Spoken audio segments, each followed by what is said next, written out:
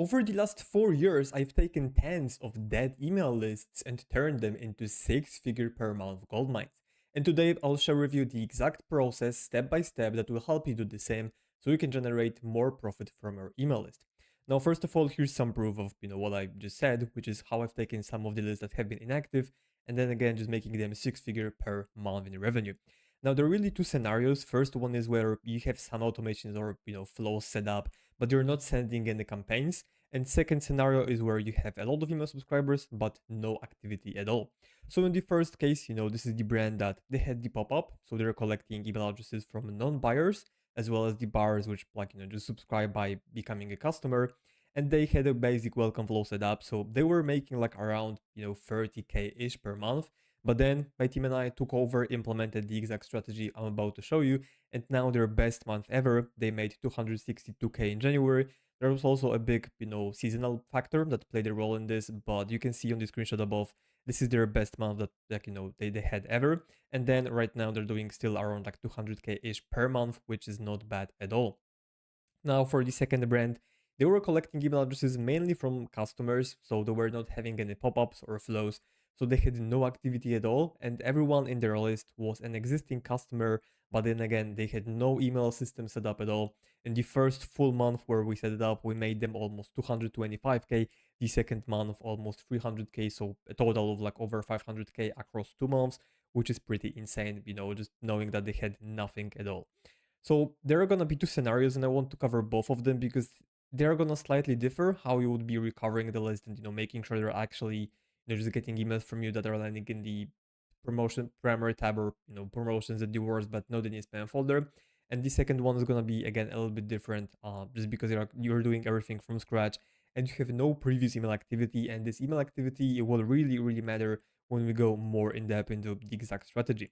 So first step would be just pretty much setting up your custom sending domain. Okay, this is the first step. So step number one, this is going to be the same for both custom sending domain. This is always the first step, mainly because you just need to have good deliverability. So the first step is gonna be pretty much the same for both of these scenarios, right? It's not gonna be any different at all. Maybe I'm gonna make it a different font so it's also, kind of stands out from the rest. Let's make it purple. So step number one is setting up custom sending domain. Again, the same step for both of these scenarios. This is really the base because if you just move forward with the shared sending domain, your deliverability will be bad. You will start going to spam, and basically you just won't have good deliverability. Your open rate will be poor, and you won't be making any money from your email list. After you have your custom sending domain, plus I can also add like other DNS records, plus other DNS records, stuff like SPF, DKYM, DMARC, all of this stuff. You really need it, but again, it's pretty simple.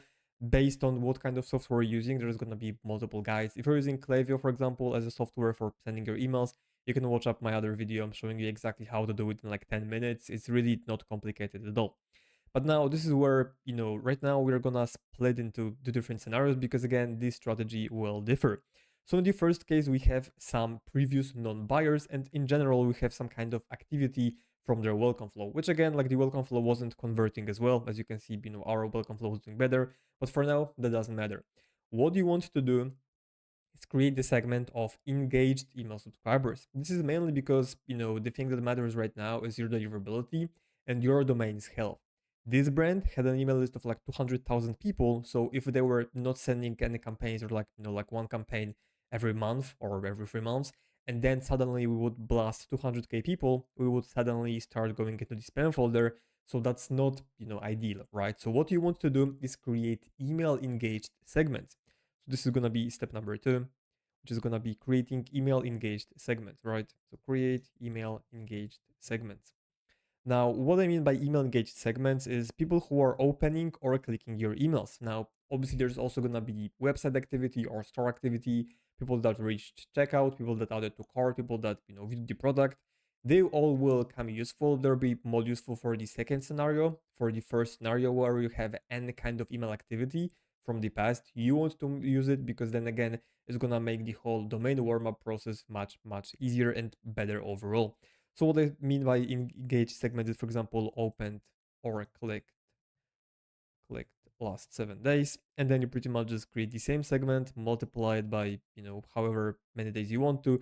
Usually when the domain is brand new, I like to start with 7 days, then go into 15 days, then go into 60 days, then 90 days, and so on and so forth. Ultimately, I personally like to target as many people as possible, just so we're using the full potential of our list and, not like only engage 60 and you're not doing anything with the remaining 75% of the list. So usually these are the segments I would honestly create. So up until 1 year. And then what I'll do for the last segment is opened or clicked ever, right?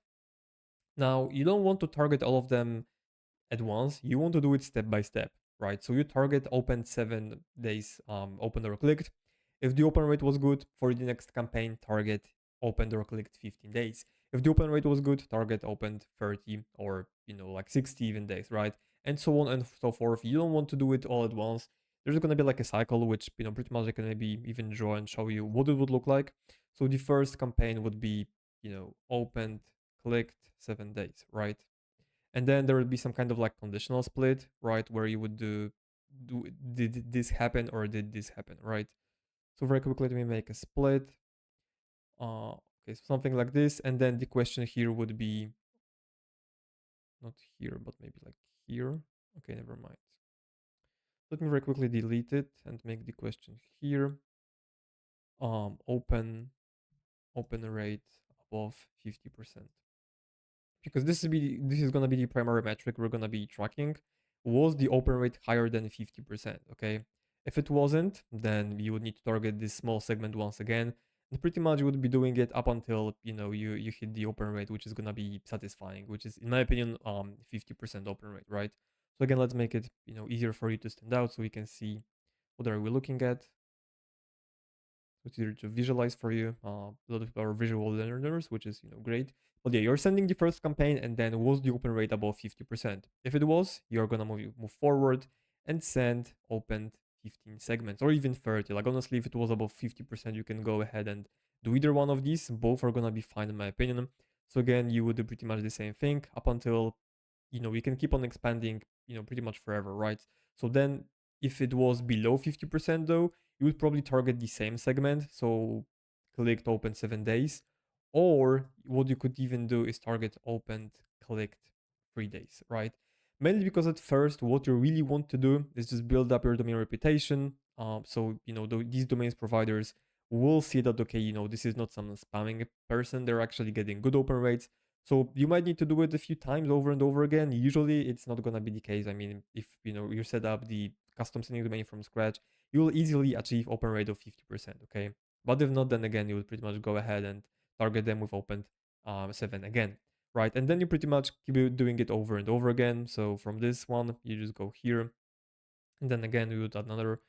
The criteria would be the same, so it would be like open rate above 50%. If yes, then we would expand it to open clicked 60 or even 90 if it was like really good, which is 60% open rate. But for example, if it was bad, then we would go back to the same segment you used before, right? And again, the criteria would be here. Yeah. So you would do it again, like if it was bad, you would go back to the opened 50 15 and 30, right? And you would keep going like that. And this is pretty much how you would go about it, right? So like step by step, if the open rate is above 50%, expand to the next segment from this list. If it was below 50%, go back to the previous one or even go back to the initial one and keep doing it until you start hitting this 50% open rate consistently. And then once you keep hitting it, you can keep on expanding these segments broader and broader. Ultimately, for this brand, we managed to get opened ever in like 2 months. So again, it's not going to be an overnight process, but ultimately when you target everyone who has opened ever, it's gonna be huge for you, right? So this is pretty much the second step for doing it, where you are targeting email engaged people. And after you target email engaged people, step number 3 will be creating store engagement profiles or website activity profiles, right? So maybe let me move this chart right onto the left side so it's easier for you to just visualize the whole process step by step. And then step number 3 would be creating website or store engagement segment. So website store engagement segment, right? And what I mean by that is people who are buyers, non-buyers, people who have been adding to cart. Usually what I suggest to do is create all buyers segment, and after you expand to open click ever, you can pretty much target all buyers at once, mainly because they are having usually way better open rate than prospects or non-buyers. So again, what you want to do is target them unless there's like a super big group. And for example, if the open ever segment would be like 50k people and all buyers would be like 200k people, maybe that's too much because you would like 4x the amount of recipients, actually 5x the amount of recipients you would be targeting in a singular campaign. So you don't want to do this because again, it can be kind of suspicious for all of those domains providers. So what you want to do is either all buyers or you would do sample segment of all buyers, for example, 25% of all buyers, right? And then you would target the segment, then you would do 50% of all buyers, then you could do either all buyers, just like 100%, or maybe even like 75% based on your open rate once again. So either 75% or 100% of all buyers. This is like the first step that you would do after you target all openers or like clickers. You would target all buyers. Then for prospects, it is a little bit harder because their open rate is pretty much way worse. So what I would do is like create a segment of all prospects, right? So all prospects, and then out of that I would create it based on the percentages, just like for all buyers. But I would do it based on how many prospects you have, right? And again, if you're having like 10 times more prospects then opened or clicked every segment, which for example was getting you 40 to 50% open rate, you want to split it into like even 10 to 20% of all prospects, right? And then you would keep sampling it, right? So we would have all prospects segment minus the samples, right? And then for the samples, you would keep taking like 10 to 20% of all prospects that haven't been targeted yet, or prospects never opened, received, right? Something like this. Again, this is really, really based on what are you doing, what are your operating and whatnot. I would probably create the segment of all prospects that, and I would exclude all of the samples, right? I think this is the easiest way to do it so you don't have any overlap between these samples. So you would do this like times 5 to 10. Again, if you would be targeting 20%, then obviously 5 times 20 is 100%. So we would do it 5 times. If you would be sampling the list by 10%, you would make it 10 times. So again, like ultimately you would target 100% of all your non-buyers. And now what's gonna happen is that your engaged segments will grow quite significantly because right now you've been targeting only email engaged people. So like, the only way for you to expand it was if people would be, clicking the emails from your flows, right? Other than that, it will be pretty hard to grow it. But now that we're targeting non or like unengaged email unengaged people, your email engaged segments will be growing. Because let's say, out of the bar segment, let's say we had, 10k people that never opened, right? But then let's say we target this segment, we get 40% open rate. So then suddenly, we have campaign and then we have 4k unique opens, right? Then these 4k people will also fall under your most engaged segment, which is opened or clicked 7 days. So your engaged segment will grow, right? Email engagement segments grow. And this is why you want to target all of your buyers and non-buyers. So ultimately, this is going to be like a big, big snowball where, like, first of all, you're mainly building up domain reputation, re-engaging people who ever opened an email from you, and then you're expanding those segments so they're becoming really, really big. For example, for this brand, when we took over, their email engaged segment was like 6,000 people. Right now, it's like 95,000 people. So way, way more because we're just targeting way more, buyers, non-buyers, and all of this stuff. So this is how you do it. And honestly, at this point, right now you would have all of your email subscribers receive at least one email from you, right? Ultimately, you can keep doing it, more and more and more. But after you do all of this, what you want to do is create or like clean your list, right? I mean, you could technically do it before, but ultimately at this stage, you'll be targeting only email engaged people. So you can also create like, people that bounced, dropped an email, unsubscribed, and so on, and exclude them, but you don't really have to because you're targeting email engaged people. But after you target everyone, this is really, the moment where you should clean your list. So then you should just, clean your list and you should remove all of the bounces. So remove all bounces, unsubscribes, mark the spam, normally like your software should like automatically suppress these people, but sometimes they won't for whatever reason, even if a soft is bounce or stuff like that. Then you want to manually clean your list and remove all of the bounces or subscribes, mark the spam, drop the email, all of this good stuff, and again just remove all of these people and then keep targeting your email engaged subscribers. Now, as for the content, there are really also like two ways to do it, right? So the question is, what kind of content should you send to these subscribers? So like, what do I send? And now there are, in my opinion, again, two scenarios. First one is you kind of, do not mention that you haven't been emailing them. So, you know, straight up or like super um straightforward approach. Second one is gonna be, calling out inactivity. Now, in my opinion, this approach should be based on what kind of brand you're running, whether it's a faceless brand or whether it's a super personal brand. If it's a faceless brand, then like you don't have anyone who's like the founder behind the brand, which is like showing the face, being active on social media, sending founder emails and whatnot, you should go with super straightforward approach. So you would just pretty much start sending regular campaigns, which obviously that wouldn't be like a sale campaign, but for example, some examples could be useful content usually. So what I would do is like blog articles, promo, maybe some, infotainments. So some fun stuff just to kind of entertain the audience. Maybe some mythbusters, like kind of FAQs, founder stories, reels, TikTok features, kind of soft content, not really selling much, but kind of trying to, obviously we know we haven't been emailing them. They maybe like don't remember that much, but once they receive an email from us, the first few emails will give you a decent unsubscribe rate, and this is something you kind of need to accept. In my opinion, there's nothing wrong with that because these people would be unsubscribing from you anyways, and like they haven't been getting emails from you at all, so them unsubscribing is not a bad thing. But then again, usually you will get this spike of unsubscribes after you send the first batch of emails. After that, it should normalize and be quite low. So again, if you don't run any like founder-led brand, then I would do something like this. Because if you send an email from like, customer support team, be like, hey, we have never emailed you, but now we want to change it so we make more money, that's not ideal, right? And in my opinion, it's just kind of better to like kind of, you know, move in silence and like don't mention the fact that you haven't been emailing them and you want to change it. Just start sending them emails, usually with plain text formats. That's why I said blog articles, founder stories, FAQs, all of these can be great when using plain text format, but then again, this is kind of the straightforward approach. Now, if you are a founder or if you have a founder-led brand that actually has the face behind the brand and it's a bit more personal than the faceless brand, then I would call out this fact, right? So email number one would be something like, I don't know. And I don't want to give the exact copy because I believe this would be solely based on how you are positioning your brand.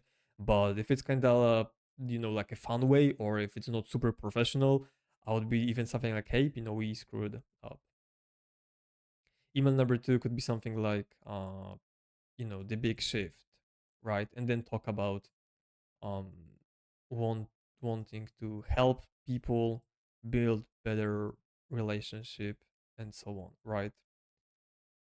Email number three could be something like what, uh, or like again, what do you guys do? So like just remind them what you're doing. Email number three could be something like problem call out, right? So they signed up to your email list most likely because they have a problem, whether they just want to buy clothing, whether they want to buy supplements.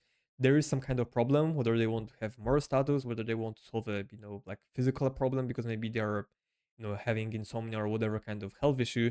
You want to call out the problem and be like, still need some help, right? Basically something like super soft. Be like, hey, if you're still struggling with XYZ, we can help you out. Just let us know. And then yeah, you could kind of slowly transition into just like more salesy regular email content, right? This is like really to to warm it up. Email number five could be also like founder story, just a reminder that again, like why they signed up in the first place. Email number six could be another like founder email, right? Maybe explain the inactivity. In this case, I think it would be better if it was like email number two, right? So like email number one would be from the founder as well. Email number two would be explain the activity. The big shift is email number three. What do you guys do? Problem call out, founder story. I feel like this is like the fairly nice sequence to warm up these people, but also not overwhelm them with the amount of frequency. And you would send them like, two to three emails per week. I feel like this is the perfect, scenario for doing it. And then you kind of transition into regular, salesy or unsalesy content. But the worst thing you can do is run an email being like, hey, 10% off, People won't remember you, they won't know what you do. This is why in both cases you kind of want to prime them, warm them up, tell them a little bit more about what you do, kind of familiarize them with your brand and what you're doing. So whenever they see your brand's name in the inbox, they know who you are and like what you're doing, right? And then from there, you just pretty much transition into sending regular email content, and you just create regular monthly email campaign calendars, with the regular content like opened, engaged, and whatnot. You would be targeting usually as broad as possible. So either of these segments, in my opinion, if your deliverability will become really bad, you can do these segments, so engaged 60 or 90. But if your deliverability allows you, go with engaged 180, 365, or even engaged ever, right? In the meantime, you would obviously set up all of the other flows like abandoned cart, checkout, and all of this stuff. But I really wanted mainly to focus on the campaigns in this case because with flows it's like okay, you can just set them up and like that's it. Like set them up, set them live, and they'll be running. For campaigns, it is a little bit different. That's why again I wanted to give you this action plan for how you would do it. Now, with a scenario number two, which is where you have only existing customers, it will be a little bit different. So you won't have any email engaged segments because you have never sent an email before. So step number two, or like step number three, becomes step number two. So we create website or store engaged segments, right? And then again, you would do sampling, but maybe instead of targeting 25% of all buyers, you would do 10 to 15. Then another one would be like, maybe 20 to 25. And you would just take smaller percentages so you can actually, see how the audience reacts. And again, all of that should be based on, how the list is behaving. And then after you target all of your non-buyers, you will create your first email engaged segment, which will be people who are opening your emails. Now, if your open rate will be good, if open rate healthy, which is in my opinion above 40, 50% for all these campaigns, send one to two campaigns only to um or like yeah, sorry, my bad. If your open rate is healthy for all of these, you want to keep on expanding, right? So keep on expanding until you target 100% of buyers. But if open rate is below 40, 50% after any sample, pivot to email engaged segment. Now, I know you might be confused because I just said that there are no email engaged segments, but when you target your first sample of all buyers, some people will open an email. And those people will be your first email engaged segment, right? And now you don't really have prospects because, again, you've been building your list only from buyers or non buyers. So, pretty much what you would do is create a website store engaged segment and keep targeting buyers and non buyers. Now, in this case, what you would also do, step number two, is gonna be simultaneously. I can type, so I apologize. But yeah, simultaneously, you would do step number one, create pop-up, create basic welcome flow. And you want to do it ASAP. Mainly because this is also gonna help you create email engagement. So step number two A, step number two B. Because if you're having a pop-up and a welcome flow that is running, some of these people will be opening your welcome flow and you will be building up, first of all, an email list of prospects, but secondly of email engaged people, which again will help you later down the line just have bigger engaged segments and target more and more people, right? So after you complete all of these two steps, you should ideally target already all of your buyers and then start building your email engaged segments.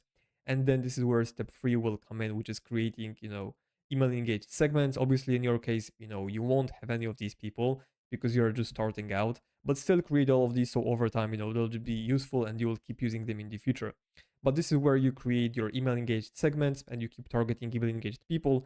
And then over time, once you keep growing the prospects list from your pop-up that you just created, you will also start targeting buyers. So create prospects segment, and then again, this is a byproduct of you creating the pop-up, right? And then again, try targeting these either all of prospects or sample the list, right? And then again, you would pretty much just keep on, retargeting them and so on and so forth. Now, in terms of the content, it also will be different because remember, with the first campaigns, you will be targeting your existing customers. So what you want to do is usually, I would probably also like maybe not call out inactivity. It also depends on what kind of brand you're running. But normally I would just start some cross-sell content, right? So then again, you can do a split based on your activity as well. But for super straightforward approach, I'd probably do some educational content once again, right? So that would be, blogs, FAQs, stories, useful YouTube videos, stuff like that, right? Then what you would do for another thing is try slowly cross-selling only complementary products. So you want to come off as useful and helpful rather than hard selling, right? So this is where you be pretty much can start cross selling and start getting some kind of revenue, and then again you would kind of just roll out all of the other campaigns. One thing to remember is that you're targeting buyers, so you can pretty much include all of that stuff. But one thing to remember is that you want to be tailoring all of this content to your buyers. We don't be like, hey, why you should buy from us, or like why you should choose us over competitors, because these people have already chosen you, they have already bought from you. So we don't want to be doing any kind of stuff. As for calling out the inactivity, I pretty much would do the exact same thing, right? So I'll do copy this, formula, because I feel like it's a pretty good approach, and then transition into selling the regular, campaigns, right? I feel like this is the perfect example of how you should wall map your list, start building the engagement, and then once again you can start getting results like these, because again I've done this multiple times, and this is pretty much how you do it, right? I know this is kind of like a high level guide, but really if you follow all of these steps, step by step, the whole process, it will help you build out your engaged segment, which is going to be super important. So we are targeting more email subscribers per every single cent, and that's going to be like a snowball effect, because we're going to be targeting 20K people a month, but then later 30K a month, 40K a month, 60K a month, and then 100K a month, which will allow you just to target a lot of subscribers and then squeeze out a lot of revenue. And then again, usually after this transition period, you can just start targeting as many people as you can, pretty much, right? As long as your open rate allows you to just transition to sending regular email content, targeting a lot of email subscribers, and then you're gonna be easily making 5 to 6 figures from your email list every single month. So that's it for this video. If you need any help turning your email list into a gold mine, whether it's active list or inactive list at all, there's gonna be a link below this video. You can book a free call with me where I'm just gonna audit your current strategy and create a custom plan for you. And if you want, I can also show you how we can help you maximize your email revenue, where me and my team will handle everything for you, fully done for you. So again, there's gonna be a link below this video. Other than that, I hope you enjoyed this. I hope you'll be able to implement all of this, and I'll see you in the next one. Cheers.